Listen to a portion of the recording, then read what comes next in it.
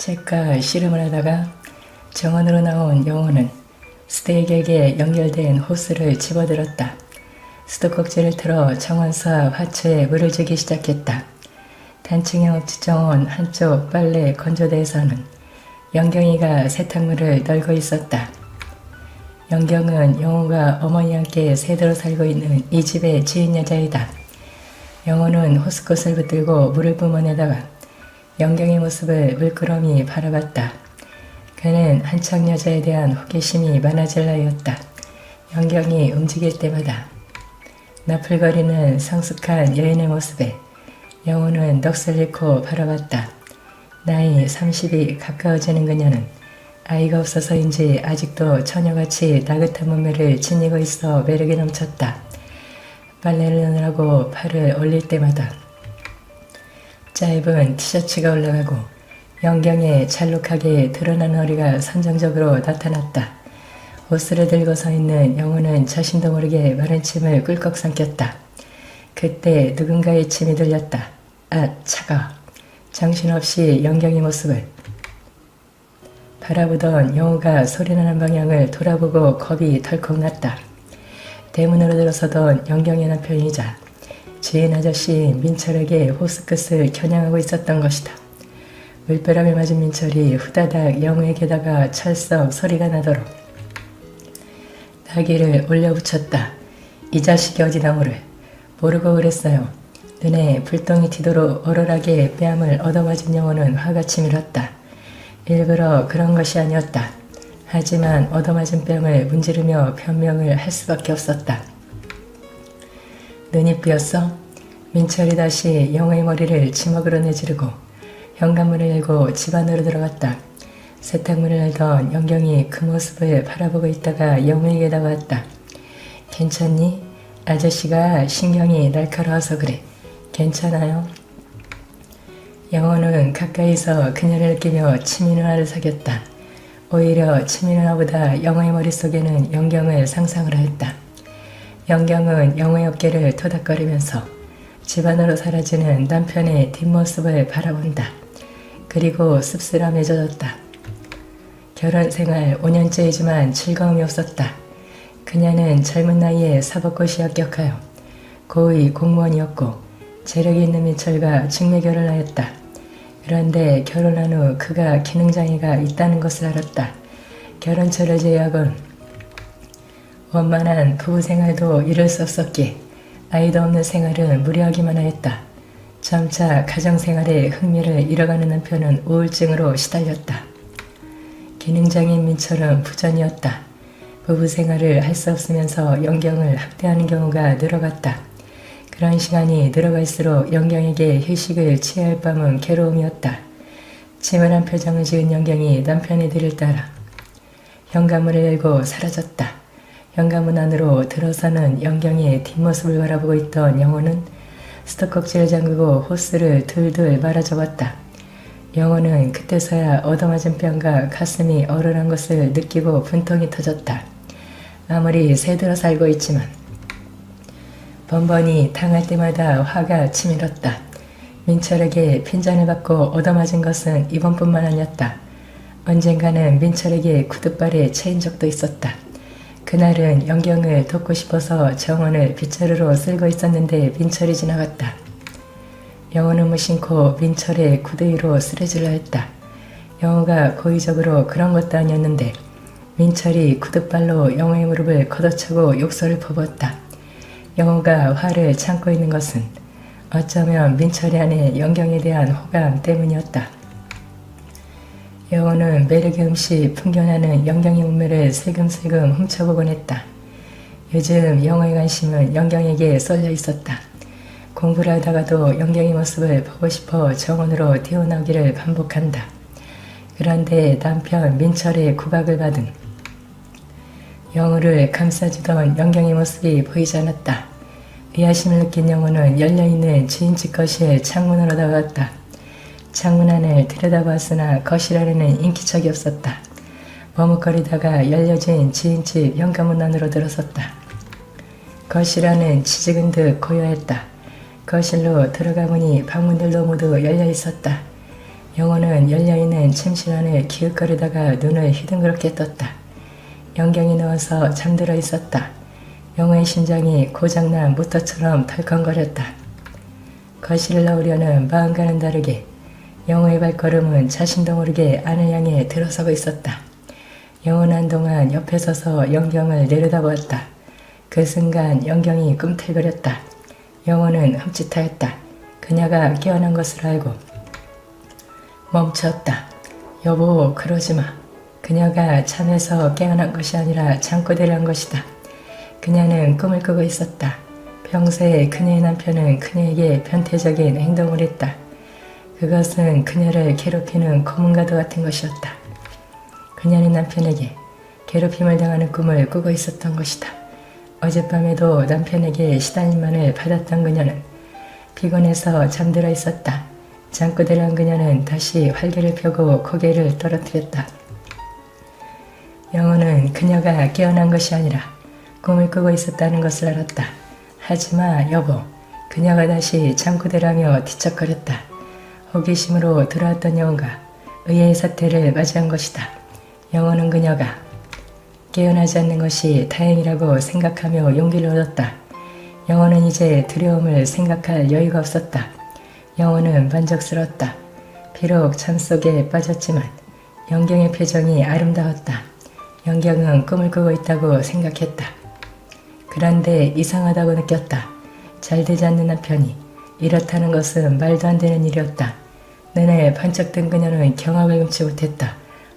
넌 영호, 안 돼. 난 아줌마를 좋아해, 용서해줘. 영경은 이미 거부해야 한다는 의지를 상실하고 몰입하고 있었다. 영호와 영경은 이제 남녀에 불과했다. 그녀도 싫지 않았을 뿐만 아니라 행복해 보였다. 뒤늦게 재지은 감정으로 미안함을 느끼면서도 영호는 짓궂은 미소를 지었다. 못됐어. 네가 어떻게 이럴 수 있니? 난 몰라. 소녀처럼 얼굴을 붉히며 영경이 눈을 이겼다. 그녀는 무슨 말을 해야 할지 두렵기만 하였다. 영호가 새삼스러운 사실을 떠올리니 혼란스러웠다. 전혀 예기치 않은 시간이었다. 영호의 사내다운 모습에 새삼스럽게 감탄했다. 훤칠한 키에 이목구미가 뚜렷하고 더욱이나 남편과는 비교가 안 될 정도였다. 하지만 이 양에 엎질러진 물 지워 담을 수도 없는 일이다. 공연히 눈물이 흘러나올 것만 같았다. 그러나 이내 모든 것을 잊어버리고 싶었다. 그냥 모든 것이 운명이 되냐고 싶었고 시간에 맡길 수밖에 없었다. 영경은 아무 소리도 하지 않고 습기진 눈망울만 깜빡거렸다. 그러던 어느 날 집 밖에 품바들이 몰려와 동냥을 하고 있었다.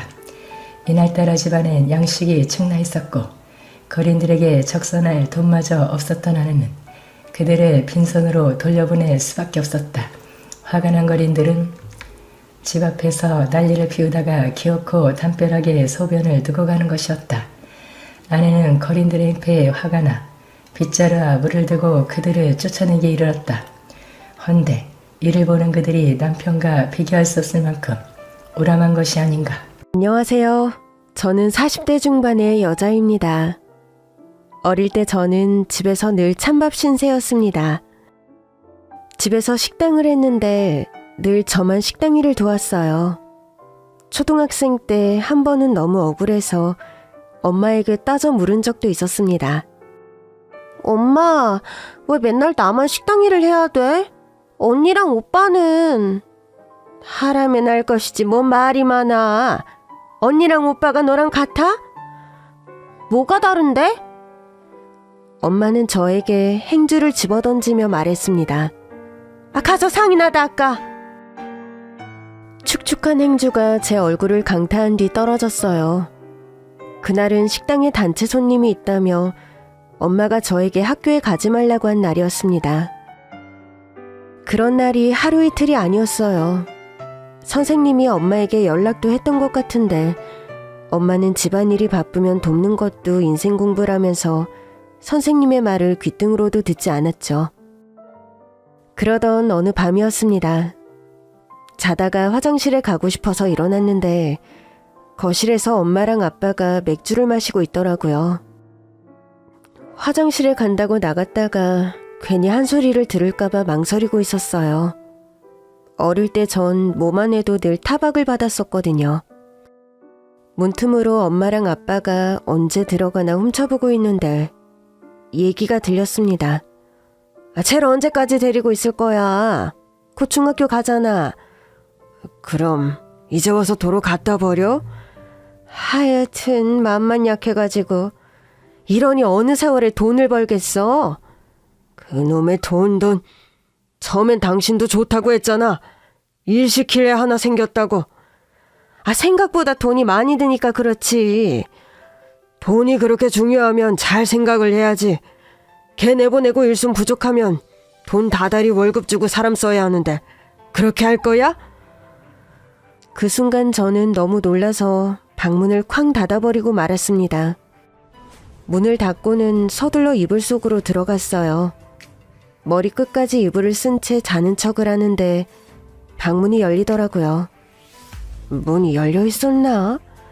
바람이 불었나 보지. 이불 속에 숨어 있는데 심장이 어찌나 뛰던지 문이 다시 닫힌 뒤 저는 이불 속에서 숨죽여 울었습니다. 그날에서야 알았어요.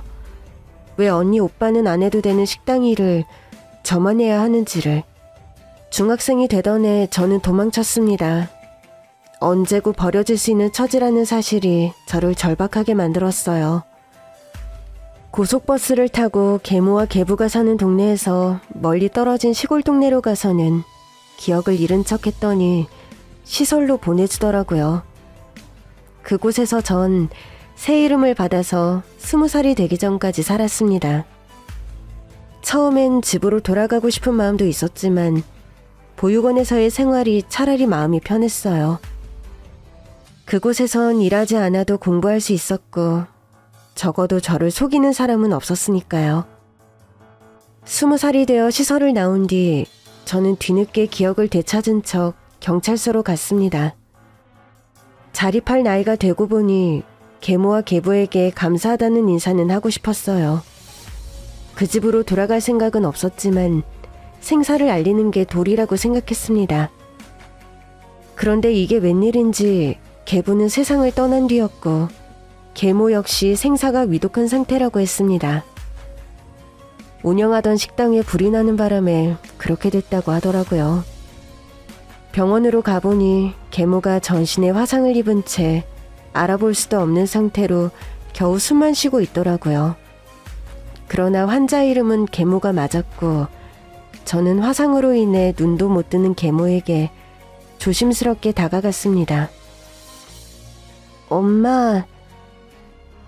그 순간 계모가 움찔하더라고요. 나왔어. 엄마가 주워다 키워줬던 가짜 딸. 이렇게 될 줄 몰랐네. 더 일찍 올 걸 그랬다. 엄마랑 아빠가 날 속인 게 미워서 도망쳤었어. 그 순간 계모가 숨을 가쁘게 쉬더니 뭔가를 말하려고 하더라고요.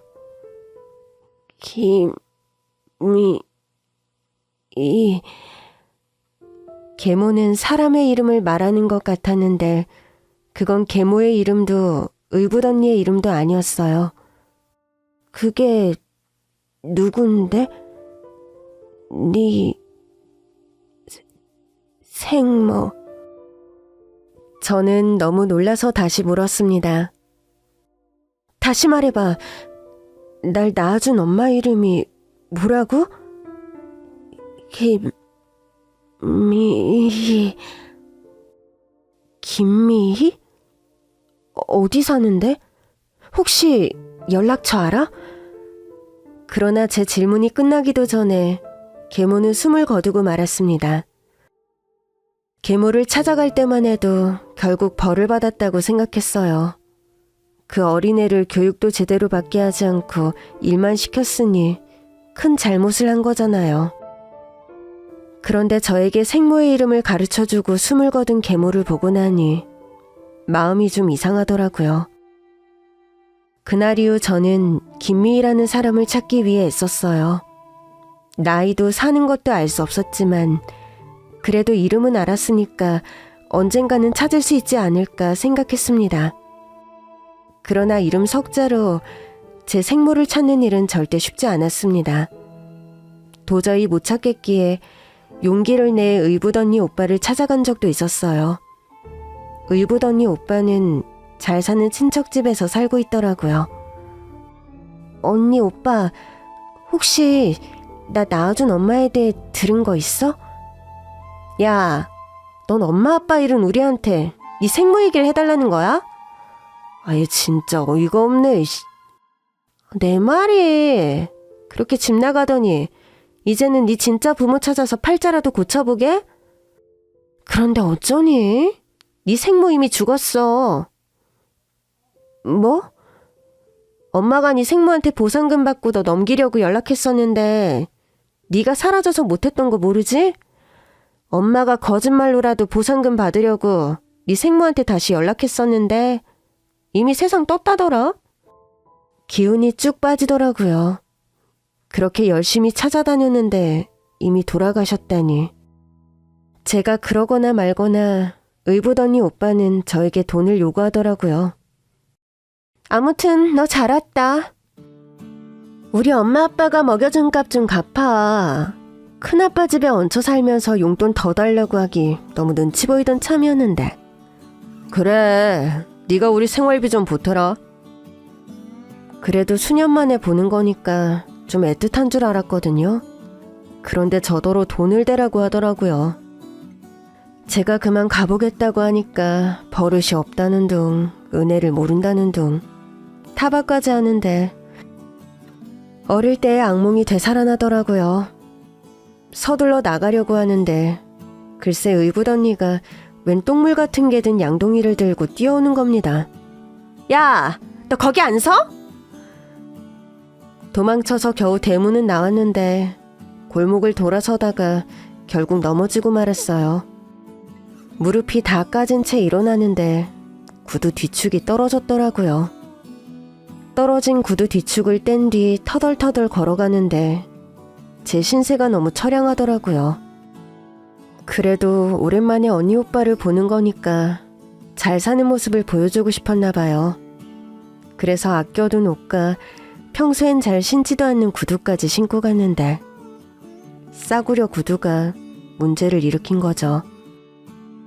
멀쩡한 쪽 구두는 굽이 남아있었고 뒤축이 떨어진 쪽은 굽이 없어서 뒤뚱거리며 걷고 있었어요. 저기 아가씨. 그런데 누가 저를 부르더라고요. 처음엔 만사가 귀찮아서 모른 척 가려고 했는데 나중엔 그 사람이 와서 제 팔을 붙잡는 겁니다. 안 들려요? 그러고 걸어다니면 무릎이랑 골반 다 나가요. 줘봐요. 내가 금방 붙여줄 테니까.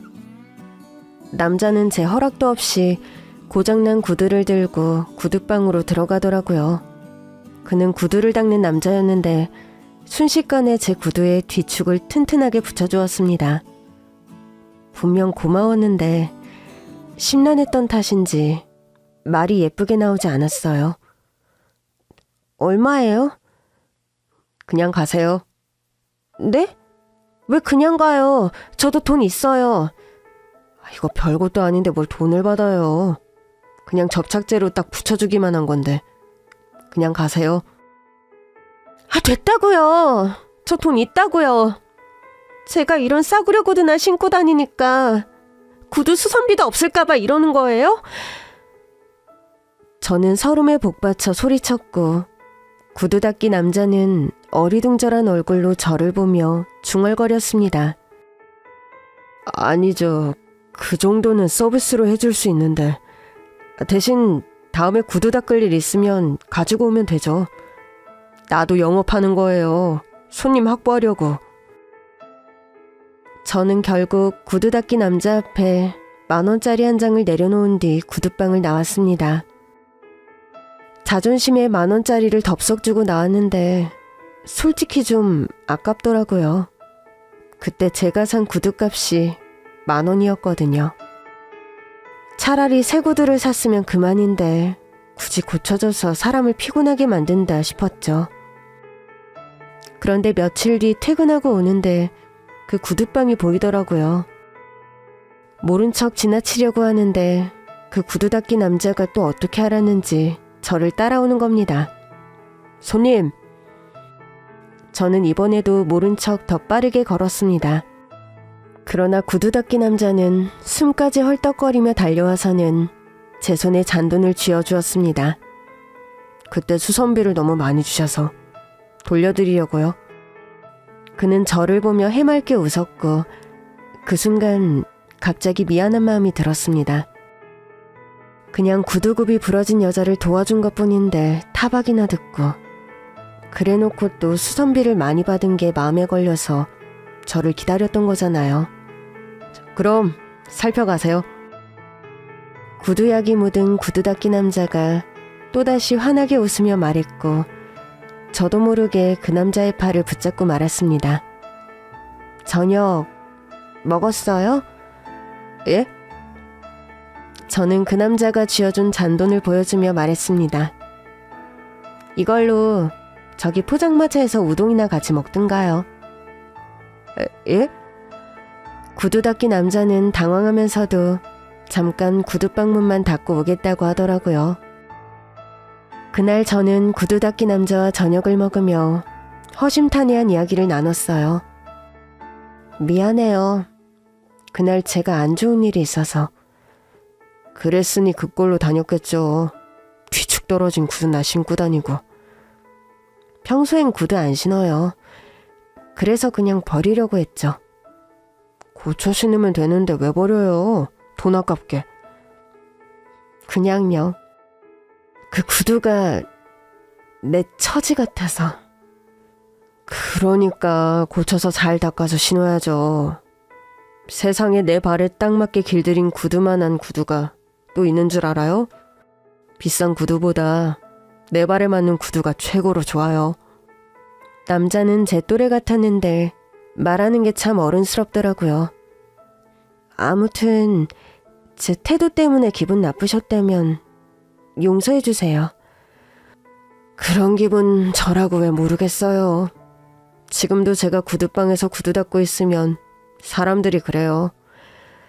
젊은 남자가 나가서 큰일을 해야지 왜 남의 구두나 닦고 있냐고. 근데 저 구두방 하나가 그렇게 든든할 수가 없어요. 제가 13살부터 길바닥에서 구두를 닦았거든요. 그 돈으로 저 자리에 구두방도 내고 동생들 학교도 보냈어요. 그러니 남들이 좋다고 하는 일이 무슨 소용이에요. 나한테 좋은 게 최고지. 그날 이후 저는 구두 닦기 남자와 좀 친해졌습니다. 한 번씩 저녁도 같이 먹고 영화도 같이 보고 그러다 보니 연인이 돼 있었죠. 그는 매일같이 밥 먹고 영화 보고 그러는데 돈 쓰지 말고 그냥 같이 살자고 하더라고요. 저는 결국 남편과 결혼했고 이후로 함께 구두를 닦기 시작했어요. 처음엔 그럴 생각이 아니었는데 알고 보니 구두방 수입이 꽤 좋더라고요. 저는 남편과 같이 구두를 닦으며 좋은 집도 사고 가게도 더 크게 옮기는 꿈을 꾸기 시작했습니다. 문제는 남편이 구두 닦은 돈으로 먹고 살고 학교까지 졸업한 시동생들이 너무 싹수가 없다는 것이었습니다.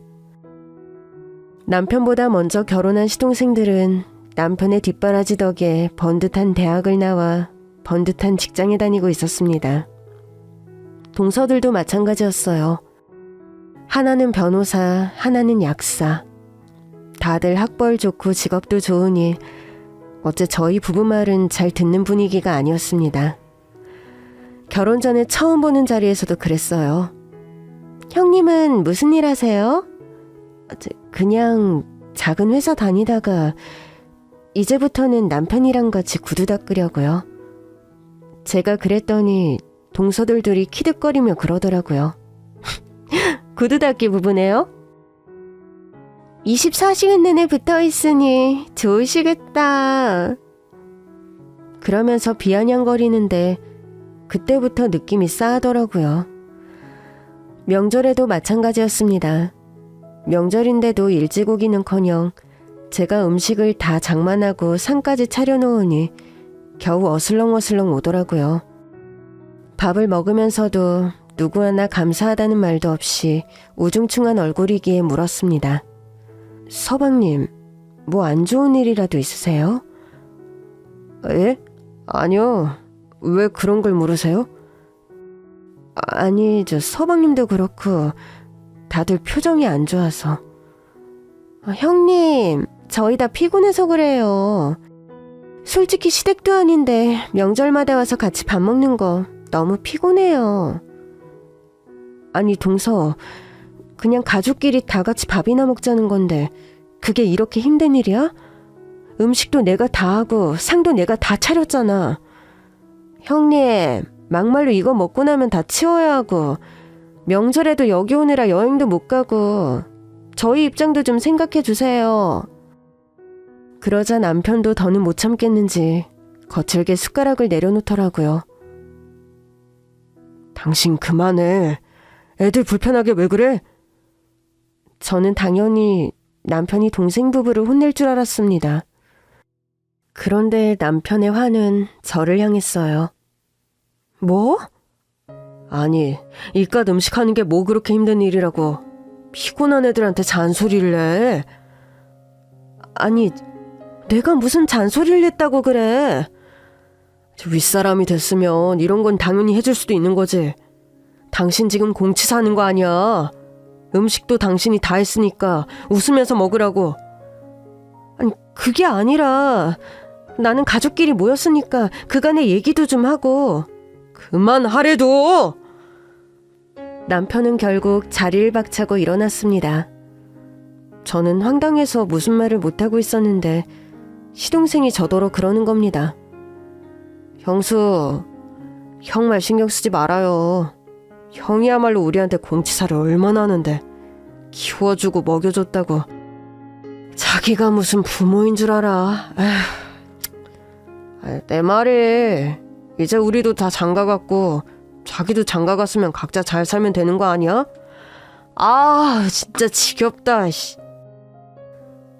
시동생들은 남편이 자기들을 키워준 것에 대해선 감사한 마음이 전혀 없더라고요.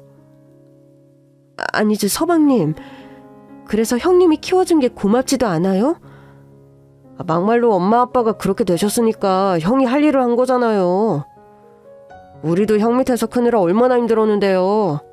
구두 닦아서 겨우 하루에 2끼 먹고 새끼 제대로 먹은 건 다 커서였어요.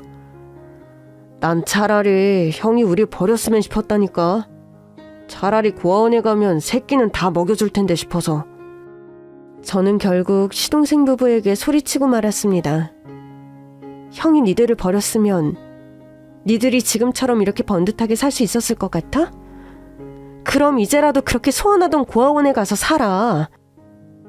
남편이 불쌍하기도 하고 한편으론 그런 상황을 자초한다 싶기도 했어요. 처음엔 남편을 설득했었어요. 여보, 사람이라면 자기를 위해 희생하고 헌신한 사람에게 감사해야 하는 거야. 이제라도 그걸 가르치는 게 당신이 할 몫이야.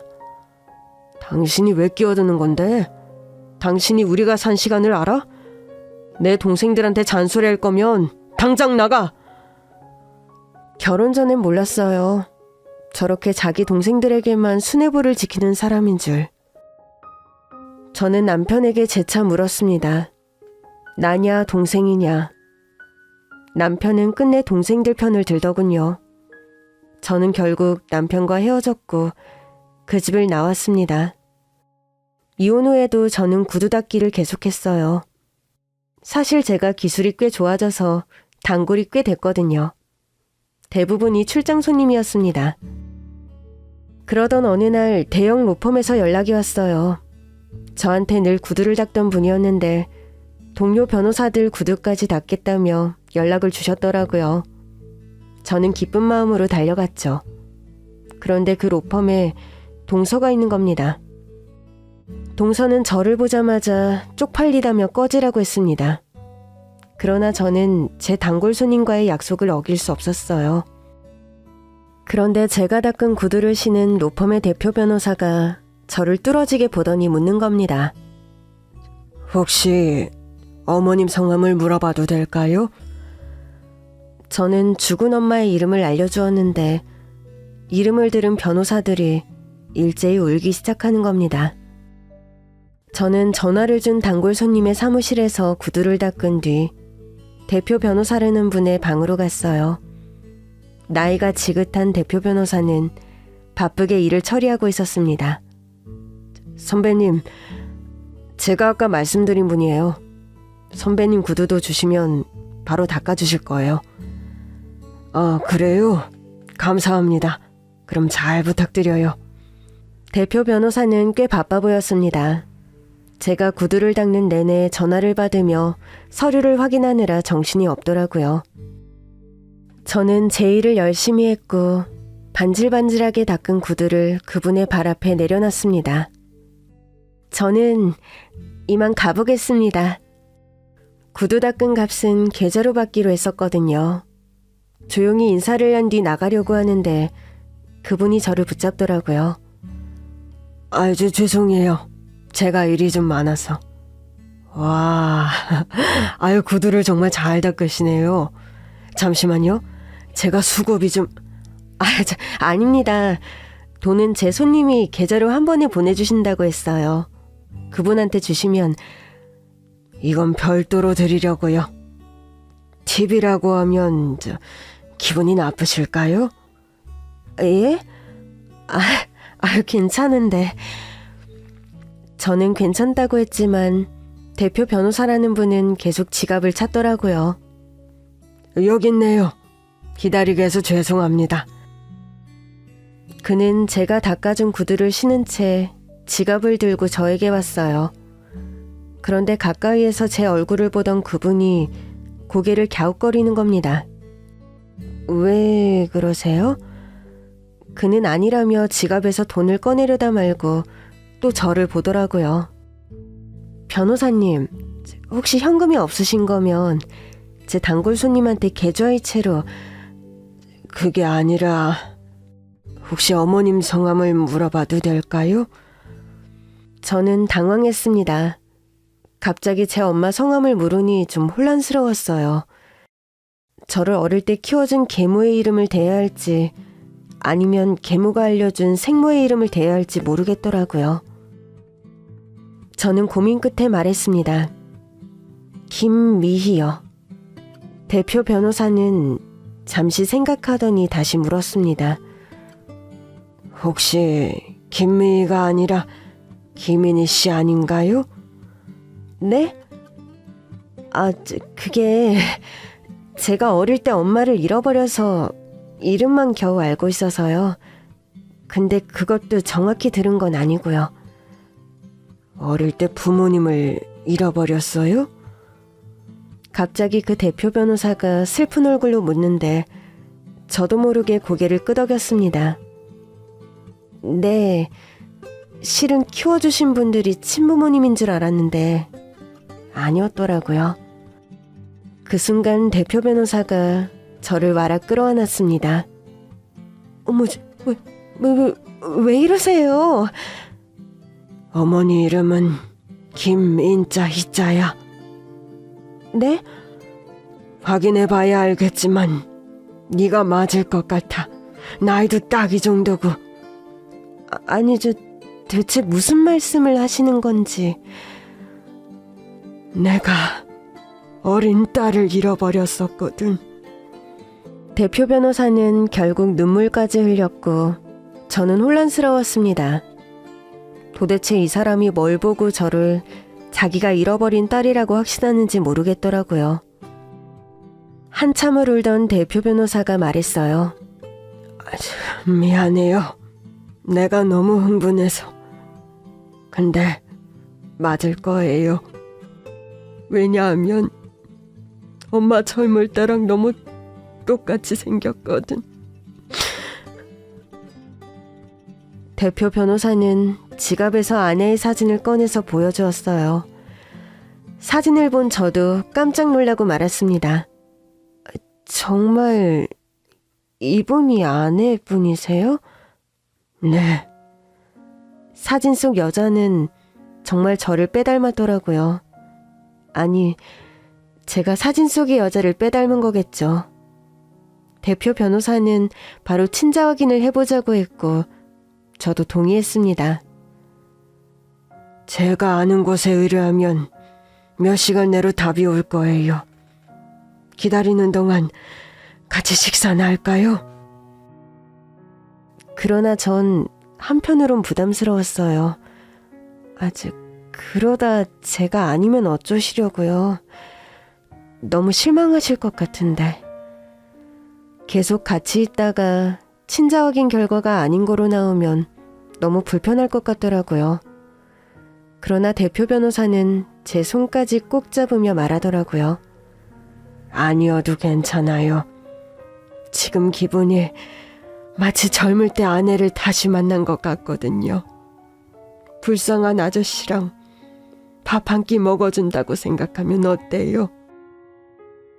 어딜 봐서 불쌍한 아저씨예요. 저야말로 불쌍하죠. 뭐가 불쌍해요? 구두 닦는 사람이라서. 저는 구두약이 묻은 손을 뒤로 감추려고 했지만 대표 변호사는 제 손을 물티슈로 정성껏 닦아주며 말했습니다. 자기가 처한 환경에서 열심히 일하는 건 부끄러운 게 아니에요.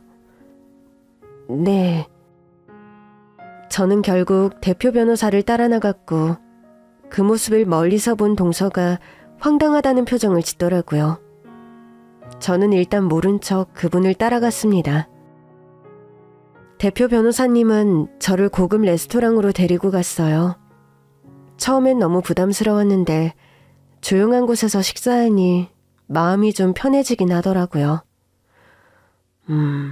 그래서 구두 닦는 남편을 만나서 기술을 배우게 된 거군요. 네, 끝은 좋지 않았지만 그래도 저를 좋아해주고 가족이 되어준 사람이니까 고맙게 생각하고 있어요. 그전에는 어떻게 살았어요? 계속 양부모님이랑 같이 살았던 거예요? 아니요. 도망쳐 나와서 살았어요. 그 집에서 무슨 일이 있었어요? 제가 친자식이 아닐 걸 알고 무서워서 도망쳤어요. 어릴 때부터 언니 오빠들은 안 시키는 식당 일을 저한테만 시키셨는데 식당이 바쁠 땐 학교도 안 보내주셨거든요. 그래도 친부모라고 생각할 땐 견딜 수 있었는데 양부모님인 걸 알고는 무섭더라고요. 이러다가는 일만 죽어라 하다가 버림받을 수도 있겠다 싶어서요. 세상에, 아무리 그래도 그렇지 학교를 안 보냈다고요? 식당이 너무 바쁠 때는 그랬어요. 그래도 그러면 안 되지. 배울 권리라는 게 있는 건데. 그 어린 나이에 고생이 많았겠네. 그러면서 저를 안쓰럽게 보시는데 저도 모르게 울컥하더라고요. 제 이야기를 듣던 대표 변호사님도 자신의 이야기도 들려주었습니다. 아들 둘, 딸 하나 낳아서 잘 살고 있었는데 어느 날 아들 녀석들이 울면서 집에 들어온 거예요. 여동생을 잃어버렸다고. 길거리에 전단도 뿌리고 전국의 고아원의 사진이랑 신상정보를 다 돌렸는데도 딸을 찾을 수가 없었어요. 아내는 그 충격으로 꽤 오래 아프다가 수년 전에 세상을 떠났어요. 좀 많이 힘드셨겠어요. 그땐 참 견디기 힘들었죠. 그래도 아들 둘을 키워야 하니까 악착같이 살았어요. 이야기를 듣다 보니 점점 더 진짜 내 친아빠인가 싶고 마음이 좀 뭉클하더라고요. 근데 김미희라는 이름은 어떻게 알았어요? 양부모 집에서 나와서 살았다면서요. 돌아가시기 전에 잠깐 뵀는데 어떻게 안 건지 알려주셨어요. 대표 변호사님은 고개를 끄덕이더니 말했습니다. 검사 결과가 나와봐야 확실하겠지만 내 딸이 맞는 것 같네요. 어째서요? 수년 전에 딸을 데리고 있다며 연락 온 사람이 있었어요. 아이를 데리고 오겠다면서 아내 이름도 묻고 약속 시각도 정했었는데 결국 연락 두절이 됐다고 하더라고요. 그 일 이후 아내의 상태가 급속히 나빠졌어요. 그리고는 세상을 떠났죠. 그 얘기 들었어요. 제 의붓 언니한테. 그래요? 설마 다 사실일 줄이야. 그럼 제가 그때 집을 안 나갔으면 엄마를 만날 수 있었겠네요? 자책할 거 없어요. 그런 사람들이 고분고분 우리 딸을 돌려줬겠어요? 사람으로 장사나 하려는 사람들 말을 어떻게 다 믿겠어요? 죄송해요. 그땐 살기 위해서 도망칠 수밖에 없었어요. 엄마랑 연락이 된 줄 알았으면 기다렸을 텐데. 그 사람들이 나쁜 거고 내가 잘못한 거야. 널 잃어버린 내가 잘못한 거야. 친자 검사가 나오기 전이었는데도 우리의 이야기는 앞뒤가 척척 맞았습니다.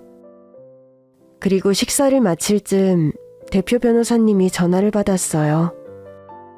차분하게 전화를 받던 그분이 전화를 끊자마자 다시 서럽게 우시더라고요. 정말 우리 딸 맞구나. 세희야, 우리 세희. 제 이름이에요? 그러면서 저에게 손을 내미시는데 저도 울면서 그 손을 꼭 잡았습니다. 아빠. 그래, 내가 네 아빠야. 너를 잃고 사는 게 아니었어. 우리는 한참을 울었고 아빠는 저를 차에 태우더니 어디론가 전화를 하시더라고요. 그래요. 애들한테 빨리 집으로 오라고 해줘요. 설마 오빠들? 사실 아까 로펌에 둘 다 있었는데 아까는 확실하지 않아서 인사를 못 시켰어. 집에서 만나자. 아빠의 차를 타고 도착한 곳은 저택이었습니다. 저는 아빠와 함께 집으로 들어갔고 이미 도착해 있던 오빠들이 저를 보면서 엉엉 울더라고요. 세희야, 미안해. 오빠가 미안해. 오빠들과의 눈물의 상봉을 마친 뒤 아빠가 제 이름에 관해 설명해 주셨어요. 그래서 너는 리틀 세희라고 불렀었어. 엄마 소원이 딸을 낳는 거였는데 첫째도 둘째도 아들이 낳은 거야. 그러다 셋째로 널 낳더니 자기랑 똑같은 이름을 지어주고 싶다고 하더라고. 처음으로 진짜 가족들의 따뜻한 손을 잡은 날이었어요. 오빠들도 저를 어찌나 애틋하게 보던지 시선이 너무 뜨거워서 제가 다 민망할 정도였죠. 조금 뒤 오빠의 아내들도 도착하면서 집은 더 시끌벅적해졌습니다. 아가씨, 이제야 저도 마음이 편하네요. 매번 아가씨 생일마다 오빠가 아가씨 노래를 불렀어요. 어머, 그랬어요? 아이 참, 당신도 창피하게. 사실이었잖아. 우리 집은 제가 결혼했던 전 남편의 집과는 확연히 다르게 따뜻하고 정겨웠어요. 새언니들도 저를 너무 반가워해 주시더라고요. 한바탕 가족들과 인사를 마친 뒤 오빠네 부부들은 각자 집으로 돌아갔고 저는 아빠가 안내해주는 2층 방으로 갔습니다. 여긴 손님 방이에요? 아빠가 방문을 여는데 그 안은 온통 분홍색으로 꾸며져 있더라고요. 어머, 이게 다 뭐예요? 혹시 손주 방? 네 방이야. 엄마가 살아생전에 꾸몄던 방. 네? 정말요? 네 엄마가 살아서 널 봤다면 정말 좋아했을 텐데 네 손을 잡고 이 방에 들어오는 게 엄마의 소원이었어. 저는 울컥한 아빠의 손을 꼭 잡으며 말했습니다. 아빠가 대신 이뤄주세요. 우리 손 꼭 잡고 들어가요. 저랑 아빠는 손을 꼭 잡은 채 그 방으로 들어갔고, 다 커서 본 아빠인데도 손을 잡는 게 어색하지가 않더라고요. 저는 엄마가 꾸며주었다는 핑크색 공주님 방에서 편안히 잠들었습니다. 다음날 눈을 떠보니 처음으로 늦잠이라는 걸 잤더라고요. 거실로 내려왔더니 일하는 아주머니들이 식사도 차려주시고 아빠가 주고 가셨다면서 신용카드도 주시더라고요. 대표님이 아가씨한테 드리라고 했어요. 필요한 거 있으면 다 사시래요. 저 돈 있어요. 이런 거 안 주셔도 되는데.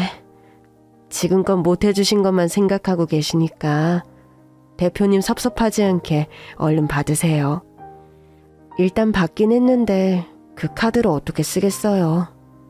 저는 일단 살던 집으로 가서 짐 정리를 시작했습니다. 하루아침에 제가 살던 단칸방으로 돌아와 보니 꿈에서 깬 것 같은 기분이 들더라고요. 그런데 그때 모르는 번호로 전화가 오더라고요. 누군가 싶어서 받아보니 익숙한 목소리가 들렸습니다. 형님, 저예요. 어제 로펌에서 본 동서였습니다. 무슨 일이야? 잠깐 좀 볼 수 있을까요? 무슨 일인데? 아니, 어제 저희 로펌 대표님하고 왜 같이 나가신 거예요? 설마 요즘은 부업도 뛰세요? 겨우 전화까지 해서 한다는 소리가 너무 천박하더라고요. 어디서 보자는 건데? 로펌에서 보시죠. 어제 오셨으니 길은 잘 아시겠죠? 뭐? 로펌에서? 좀 당황스러웠습니다. 로펌에는 아빠와 오빠들이 있을 텐데 싶어서 고민하다가 일단 만나기로 했어요. 도대체 무슨 소리를 하고 싶어 저러는지 모르겠더라고요.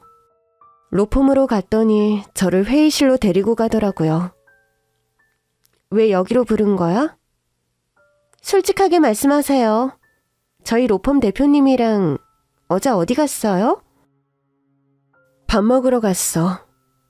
어머, 이것 봐. 하긴 구두 닦기로는 영 벌이가 안 되겠죠. 이혼까지 하셨으니 아주버님이랑 같이 벌던 것만도 못할 거고. 대체 무슨 소리를 하고 싶은 거야? 이거 봐봐.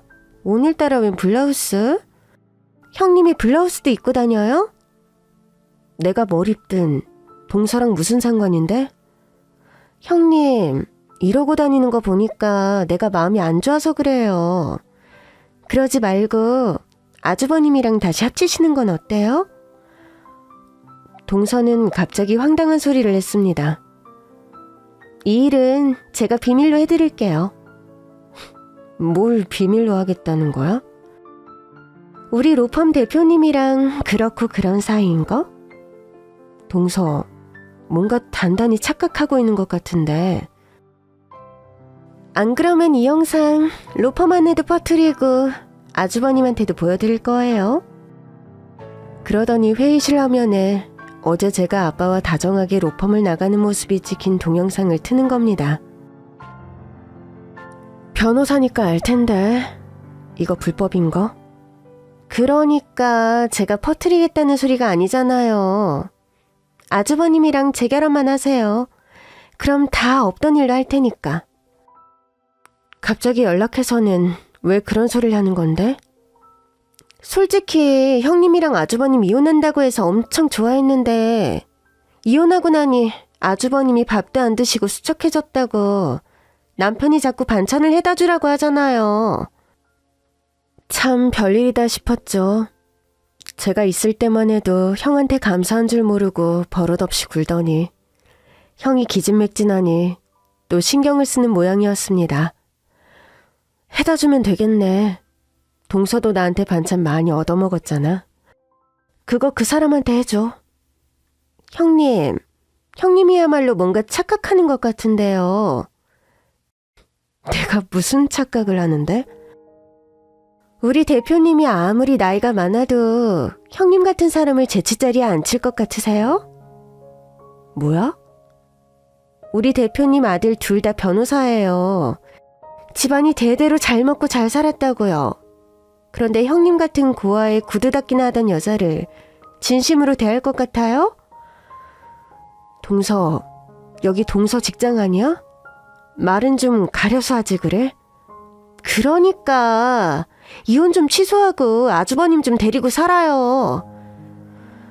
그건 동서가 상관할 일이 아니고. 나한테 자꾸 아주버님을 떠넘기니까 그러는 거 아니에요. 그건 서방님이랑 둘이 해결해. 저는 회의실을 나오려고 했습니다. 이러다가 아빠나 오빠들이 볼까봐 걱정이 되더라고요. 그런데 동서가 저를 붙잡더니 또 협박하는 겁니다. 이대로 가면 전 직원이는 카톡방에 영상 뿌릴 거예요. 동서, 좋은 말로 할 때 그만해. 이 카톡방에 누가 있는지 아세요? 대표님도 있어요. 대표님이 영상까지 찍힌 거 보면 형님 지금처럼 용돈벌이도 못한다고요. 난 그 사람이랑 다시 안 합쳐. 내가 빠져주니까 동생들이 챙겨준다니 아주 잘 됐네. 이제라도 서방님한테 전해. 형한테 받은 은혜 잘 갚으면서 살라고. 그때였습니다. 전송했어요. 나 진짜 한다면 해요. 내가 못할 것 같아요? 동서, 진짜 왜 이래?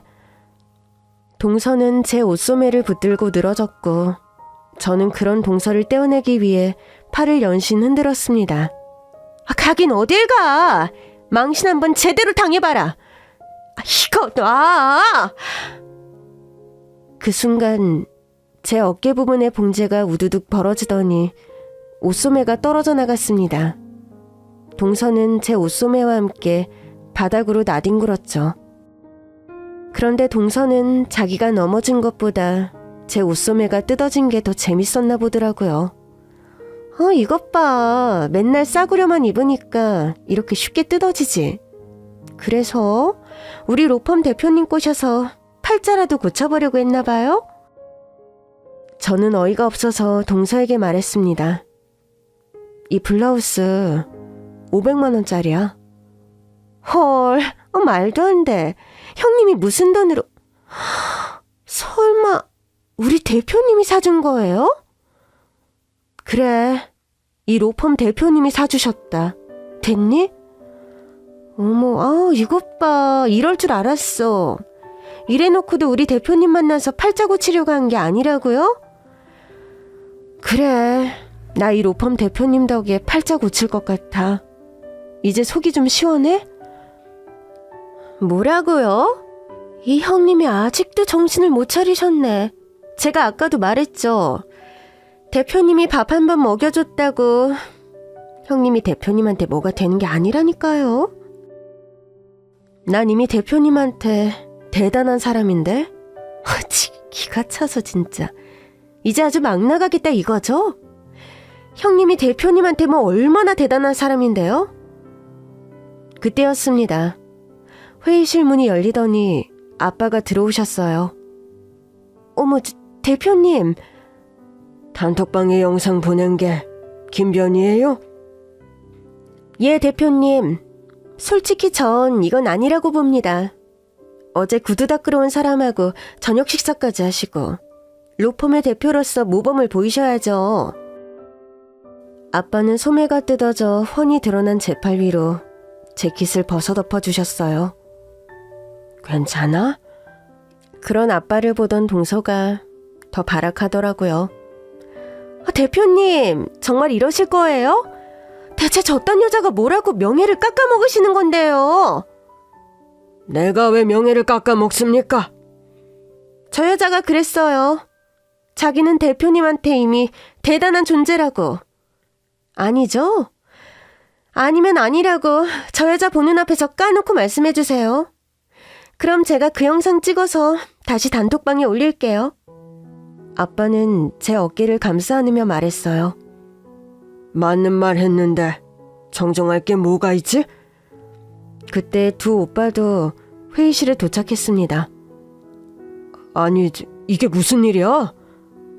김변, 도대체 이게 무슨 소란이에요? 전 이 로펌의 직원으로서 로펌 대표님의 부도덕한 사생활을 간과할 수 없었을 뿐입니다. 부도덕한 사생활? 아니, 아빠랑 딸이 밥 먹으러 가는 모습이 부도덕해요? 그 순간 동서는 멍한 얼굴로 저랑 아빠를 번갈아 보더라고요. 아빠랑 딸이요? 아빠는 제 손을 꼭 잡으며 말씀하셨어요. 이 애는 내가 오래전에 잃어버린 내 딸이에요. 이미 친자 확인도 끝냈고. 형님, 설마 진짜예요? 형님? 설마 우리 딸이 이혼했다는? 맞아요. 그 집 식구 중 하나. 제 동서였어요. 세상에 이런 인연이 다 있나? 동서는 아주 빠르게 태세 전환을 하더군요. 어머, 대표님, 죄송합니다. 제가 워낙에 도덕적인 편이라 큰 오해를 했습니다. 제가 지금 단톡방에 제 잘못이라고 올리고. 그건 중요하지 않아요. 김변이 잊었나 본데 지금 회의실 안에 모든 내용이 녹화되고 있어요. 우리 원래 녹화하잖아. 혹시 회의 시간에 놓친 내용이 있을까봐. 예? 아니지. 회의 시간도 아닌데 녹화가 된다고요? 회의가 수시로 이루어지다 보니 자동 녹화라서 모든 내용은 내가 영상을 보고 판단할 거고, 또 김변이 나를 몰래 촬영했다는 증거도 분명하니 법적으로 가리도록 합시다. 아빠는 잠시 저를 보더니 물었습니다. 우리 딸, 혹시 전 동서에게 받을 사과 같은 거 있니? 별로 받고 싶지 않아요. 아빠 말씀대로 법적으로 할래요. 형님, 정말 이러실 거예요? 맞다. 이 블라우스. 아빠가 아침부터 사서 집으로 보내신 건데 아까워서 어떡해요. 이건 변상 받을래요. 그래, 그것도 법적 처리하자. 대표님, 형님, 제가 잘못했어요. 제가 못 모르고 까불었어요. 김변은 아무래도 나랑 법적 다툼을 해야 할 것 같으니 다른 로펌으로 가는 게 좋지 않을까? 물론 소문은 좀 날 거예요. 로펌 대표를 확실한 증거도 없이 부도덕한 사람으로 만들어서 몰래 찍은 영상을 단톡방에 유포한 죄로 기소당한 사실도 알려질 거고. 이 바닥이 워낙 좁잖아요. 그날 저녁 오빠들이 알려주더라고요. 김변이 워낙 일을 못해서 내부적으로도 말이 많았던 것 같아. 이참에 나가게 돼서 좋아하는 사람도 많더라고. 그러니까 실적도 안 좋고 저렇게 실력 없는 변호사가 어떻게 우리 로펌에서 일을 했던 거지? 스스로 발전하지 못한 결과겠지. 그러니 너희들은 쉬지 말고 공부해야 한다. 네, 아버지. 아버지 후나 말씀 시작되시기 전에 우리는 가봐야겠다. 저는 웃음을 터뜨렸습니다. 오빠들, 가서 푹 쉬어. 만약에 니네 전 시댁 식구들이 연락하면 오빠한테 말해. 그래, 네가 직접 만날 거 없어. 오빠들이 다 처리할게. 말만이라도 참 고맙더라고요. 내 식구들이 있다는 게 이런 거구나 싶었어요. 그날 이후 저는 공부를 시작했습니다. 아빠가 조심스럽게 제안하셨거든요. 아빠는 직업에 귀천은 없다고 생각하지만 이제라도 네가 공부를 더 해봤으면 좋겠어. 얘기를 들어보니까 마음껏 공부할 수 있는 환경이 아니었던 것 같아서. 공부하는 거 좋아하긴 했어요. 근데 제가 나이는 중요하지 않아. 100세 시대잖아. 덕분에 전 더 용기를 내서 수능 준비를 시작했어요. 사실 대학에 정말 가고 싶었거든요. 비로소 기회가 왔는데 안 해볼 순 없더라고요. 그렇게 공부에 매진하던 어느 날 전 남편에게서 연락이 왔습니다. 원래는 모른 척할 생각이었는데 수척해졌다는 동서의 말이 생각나더라고요. 물론 아빠나 오빠들에겐 비밀이었어요. 여보는 좀 아니지. 잘 지냈어? 동서의 말 맞다나 얼굴이 많이 상했더라고요. 잘 못 지냈어. 당신이랑 헤어지고 얼마나 후회했나 몰라. 왜? 동생들이 잘 챙긴다며? 말들이나 그렇게 하는 거지. 요새는 난리도 아니야. 당신 만나서 설득 좀 해달라고. 설마 동서 로펌에서 잘린 일 말하는 거야? 그게 도저히 다른데 취업이 안 되나 봐. 그럼 개업하면 되지. 아직 개업하기엔 실력도 인맥도 없다고. 설마 당신 그 얘기하려고 만나자고 한 거야? 이혼하고 연락 한 번 없던 사람이? 당신이 좀 봐주는 게 맞지 않아? 그래도 윗사람이었고 같은 식구였는데 괜히 애들 속 뒤집지 말고. 당신은 여전히 당신 동생들 편이구나? 그럼 내가 내 동생들 편이지. 나 버리고 간 당신 편인가? 말은 제대로 해. 나더러 나가라고 한 건 당신이야. 잘 지내느냐는 인사 한마디 없이 또다시 동생들 얘기만 하는 글을 보는데 괜히 만났다 싶더라고요. 잘 지내. 그렇게 애틋한 당신 동생들이랑 평생. 그날 이후 저는 정말 공부에만 매진했어요. 그러나 늦게 시작한 공부가 쉽진 않더라고요. 제가 시무룩해 있으니 아빠가 저를 달래주시더라고요. 딸, 아빠는 너한테 엄청 기대하고 있어. 아빠, 가뜩이나 머리도 안 돌아가는데 그렇게 말하면 너무 부담스럽잖아요. 넌 내 딸이야. 네가 자신이 없을 땐 아빠랑 엄마를 믿어봐. 오빠들만큼 못하면요? 왜 오빠들하고 비교해? 넌 네가 잘하는 걸 하면 돼. 저는 아빠가 저에게 기대를 안 하실 줄 알았거든요. 일단 저부터가 저에게 기대가 없었어요. 나이도 많고 이제와 시작하는 공부가 뭐 얼마나 대단한 결실을 볼까 싶었거든요.